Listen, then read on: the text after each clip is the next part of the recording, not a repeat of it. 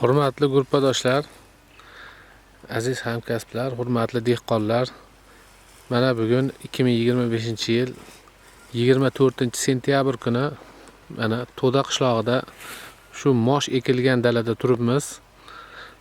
Mana do'stimiz Abduvohid yangi texnologiya yaratibdi. Shu moshni o'rib yig'ib terish bo'yicha ilgarigi eski texnologiyasi ham bor edi, ilgarigi yaratgani. Uni yana ham takomillashtirib, unga yana ham bir ikkita yangiliklar kiritib, mana o'zimizning oddiy traktorda o'rish jarayonini ko'rsatib beryapti.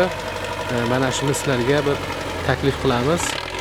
Ko'rib, o'rganib chiqib, ma'qul kelsa, mana shu texnologiyadan foydalanishni yo'lga qo'ysalaring yaxshi bo'ladi. Mana hosilda nes nobud qilmasdan toza holatda, sifatli holatda yig'ishtirib olish uchun mana shunchalik mehnat qilindi.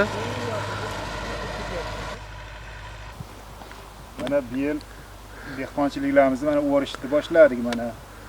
Mana akamizga ham rahmat, mana traktorda o'rib beryapti. Mehnat qilib. Mana o'rish jarayonlari juda ajoyib. Hobizni o'ryapti, menga ma'qul o'rishi. Mana bir dona don to'kilgan yerga. Mana ajratib olaveramiz.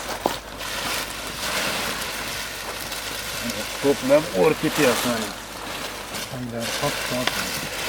Mana bir dona to'kilgan yo'qdan qayergacha borsamiz. Suvlari qo'yib qo'yganmiz moshga, mana bir marta dori solib suv qo'ydik. Hasharotlar tushirmadik. Xudo xolasa yaxshi natija bu yer. Larimiz zo'r. 100% ga pishdi mana. Uzunligi ham yaxshi, o'nishda, o'nakda dona bor. Har bitta donada mana.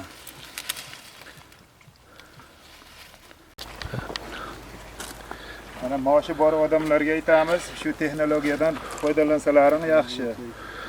Mana ajoyib, zo'r. Havas qiladi odam ko'rgan odam havas qilyapti. Mana buni endi kombaynga tayyorlaymiz, xudo xolasa. Mana bular tayyor.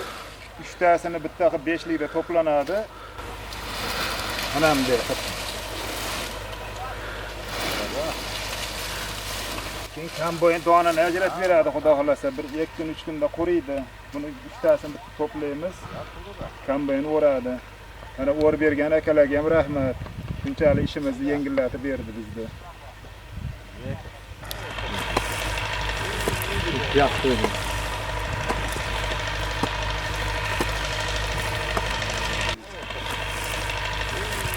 Yaxshi edi.